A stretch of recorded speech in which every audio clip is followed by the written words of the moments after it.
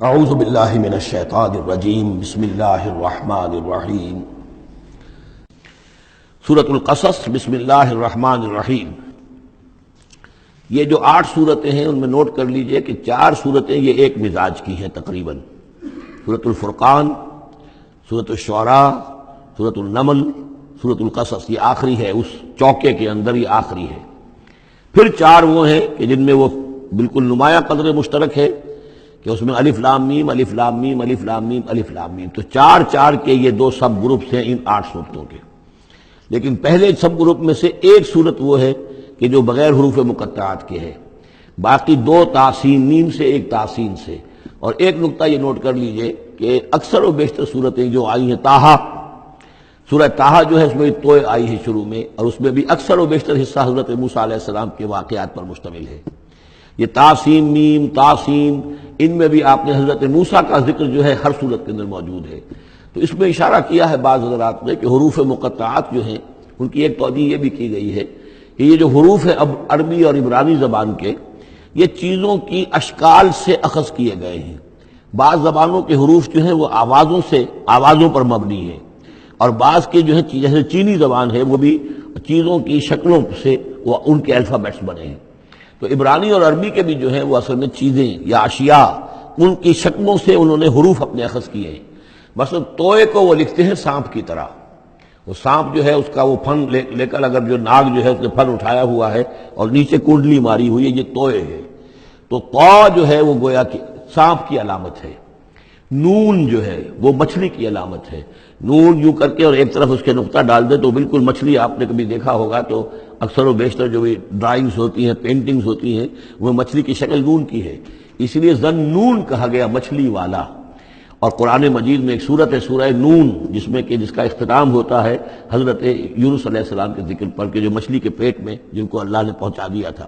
تو اس اعتبار سے حروف مقطعات میں سے بعض چیزیں جو ہیں مناسبت والی نظر آتی ہیں۔ تو یہ جو صورتیں ہیں، سورہ شعراء اس میں بڑی تفصیل کے ساتھ آیا ہے، سورہ طٰہٰ میں وہ تو میں آپ کو بتا چکا ہوں کہ 8 میں سے 5 رکوع پورے حضرت موسیٰ علیہ السلام کے حالات پر ہیں۔ اسی طرح اب جو صورت یہ آ رہی ہے سورہ قصص، اس میں بھی حضرت موسیٰ علیہ السلام کے حالات اس میں ذرا اور پہلے کے ہیں۔ ہم اس سے پہلے پڑھ چکے ہیں کہ جب مدین سے واپس آ رہے تھے تو آپ کو نبوت ملی ہے، لیکن مدین پہنچ کیسے گئے، یہ واقعہ آپ کو سورہ قصص میں ملے گا۔ کہ یہ جو تو گویا کہ اس تدریج سے حضرت موسیٰ کے حالات آ رہے ہیں کہ جیسے کہ جو آخری دور کے تھے ان کی زندگی کے وہ پہلے آئے ہیں، سورہ بقرہ میں، سورہ اعراف میں، پھر اس کے بعد جو ہے اس سے پہلے کے وہ پھر آپ کو 3 صورتوں میں ملے ہیں، اور بالکل ابتدائی دور کی جو چیزیں وہ سورہ قصص میں ملیں گی۔ طاسین میم تلک آیات الکتاب المبین، یہ ایک روشن کتاب کی آیات ہیں۔ نتلو علیک من نبأ موسیٰ وفرعون بالحق لقوم یؤمنون۔ اب دیکھیے یہاں شروع ہی سے بات ہو رہی ہے حضرت موسیٰ علیہ السلام کے بارے میں۔ ہم سناتے ہیں آپ کو کچھ احوال موسیٰ کے اور فرعون کے، بالحق، حق کے ساتھ، لقوم یؤمنون، ان لوگوں کے لیے جو ایمان لاتے ہیں یا ایمان لائیں یا ایمان والے ہیں۔ ان فرعون علا فی الارض، یقیناً فرعون نے بہت سرکشی کی تھی زمین میں، بہت ادھم مچایا تھا۔ وجعل اہلہا شیعا، اور زمین میں بسنے والوں کو اس نے طبقات میں یا گروہوں میں تقسیم کر دیا تھا، حاکم اور محکوم۔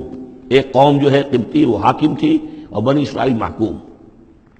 یستضعف طائفۃ منہم، اس نے دبایا ہوا تھا نیچے ایک گروہ کو، بنی اسرائیل کو دبایا ہوا تھا اور شدید ان کے اوپر جو ہے سختیاں ہو رہی تھیں۔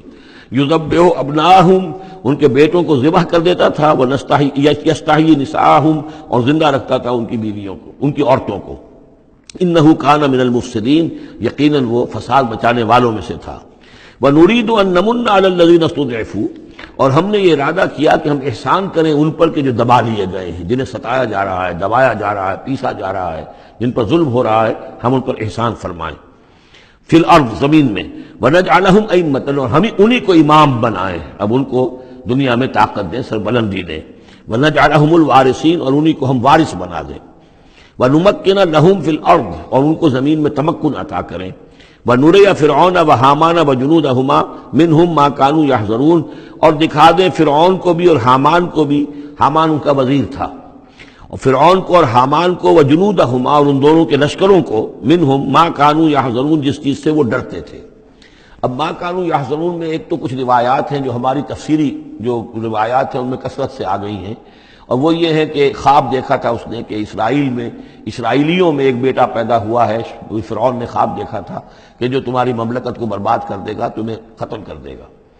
اسی خواب کے بعد اس نے، جیسے کہ حضرت مسیح کے بارے میں انجیل میں یہ ہے صراحت کے ساتھ، اور اس کے بعد جو ہے وہ وہاں پہ جو بھی نوزائیدہ بچہ تھا اس کو قتل کرنے کا معاملہ شروع ہو گیا تھا۔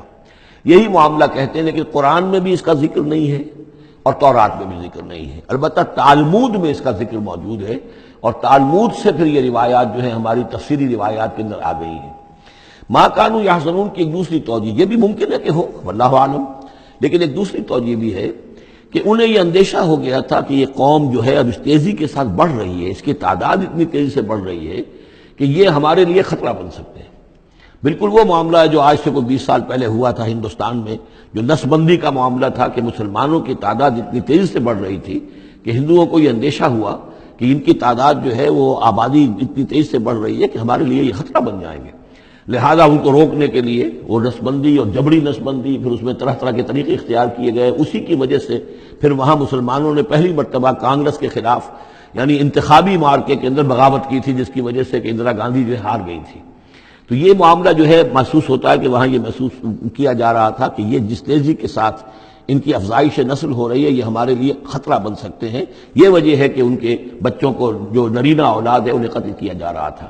بہرحال یہ دونوں توجیحات ممکن ہے، واللہ عالم۔ صدق اللہ العظیم۔